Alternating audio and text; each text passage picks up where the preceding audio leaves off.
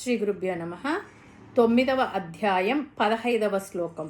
ఓం జ్ఞానయజ్ఞేన చాప్యన్యే యజంతో మాముపాసతే ఏకత్వేన పృథక్వేన బహుధా విశ్వతో ముఖం.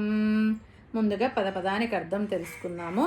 జ్ఞానయజ్ఞేన, జ్ఞానమనే యజ్ఞం ద్వారా, చ మరియు, అప్పి అన్యే మరికొందరు భక్తులు కూడా, యజంతః పూజిస్తూ ఆరాధిస్తూ, మాం నన్ను ఉపాసతే ఉపాసిస్తారు, ఏకత్వేన అన్నీ ఒకే పరబ్రహ్మస్వరూపమని భావించి, పృథక్వేన వేరువేరు దేవతా రూపాలుగా భావించి, బహుదా అనేక విధాలుగా, విశ్వతోముఖం విశ్వరూపుడనైన నన్ను అంటే అంతటా వ్యాపించి ఉన్న సర్వాంతర్యామిని. ఈ ప్రపంచంలో భక్తులు ఒకే విధంగా దేవుణ్ణి ఆరాధించరు. కొంతమంది జ్ఞానమనే యజ్ఞం ద్వారా ఈ జగత్తంతా పరబ్రహ్మమే అని గ్రహించి దేవుణ్ణి ఆరాధిస్తారు. మరికొందరు శివుడు, గణపతి, అమ్మవారు ఇట్లా అనేక రూపాలలో అదే పరమాత్మను దర్శించి పూజిస్తారు.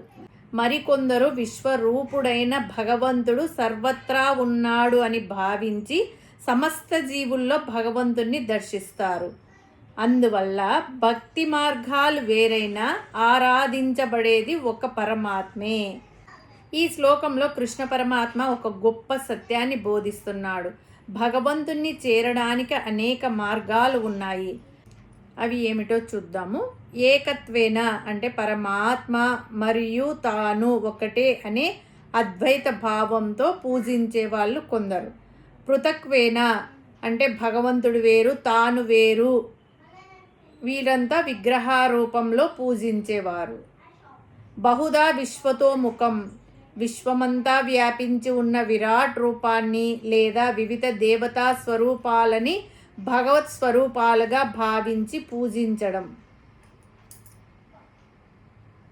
భగవంతుని చేరడానికి ఒక్క మార్గం కాదు, సాధకుడి మానసిక స్థితిని బట్టి విభిన్న రూపాలు ఉన్నాయని ఈ శ్లోకంలో మనకు తెలుస్తుంది. కొంతమంది విగ్రహారాధన ద్వారా పూజలు చేస్తారు, మరికొందరు ధ్యానం చేస్తారు, కొందరు వేదాలను అధ్యయనం చేస్తారు, కొంతమంది సమాజ సేవను భగవత్ సేవగా భావిస్తారు. ఇలా పద్ధతులు వేరైనా లక్ష్యం ఒకటే, పరమాత్మను చేరడమే అందరి లక్ష్యం. అందుకే మనము ఇతరుల ఆరాధనా విధానాలను తక్కువ చేసి చూడకూడదు. భక్తి నిజమైనదైతే భగవంతుడు దానిని స్వీకరిస్తాడు. జ్ఞానయజ్ఞేన అంటే కొంతమంది భక్తులు జ్ఞానయజ్ఞం ద్వారా నన్ను ఆరాధిస్తారు. జ్ఞానయజ్ఞం అంటే అజ్ఞానాన్ని తొలగించి ఆత్మజ్ఞానాన్ని పెంపొందించుకోవడం కోసం చేసే సాధనే జ్ఞానయజ్ఞం. సాధారణ యజ్ఞంలో అగ్నిలో నెయ్యి, సమిదలు వేస్తారు. కానీ జ్ఞానయజ్ఞంలో అజ్ఞానం, అహంకారం, మమకారం, చెడు ఆలోచనలను జ్ఞానాగ్నిలో సమర్పిస్తారు. జ్ఞానయజ్ఞం ఎలా చేయాలి అంటే భగవద్గీత, ఉపనిషత్తులు, భాగవతం లాంటి శాస్త్రాలను శ్రద్ధగా చదవడము, గురువుల నుండి సత్సంగం వినడము, విన్న విషయాన్ని మననం చేసుకోవడము, మననం చేసుకున్న దాన్ని ఆచరణలో పెట్టడము, తాను తెలుసుకున్న విషయాలను, సత్యాలను ఇతరులకు పంచడము, ఇవి అన్నీ జ్ఞానయజ్ఞంలో భాగాలే.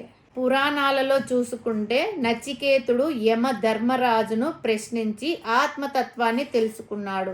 అతడు ధనము, భోగాలు కోరలేదు, జ్ఞానాన్ని కోరాడు. ఇది జ్ఞాన యజ్ఞానికి గొప్ప ఉదాహరణ.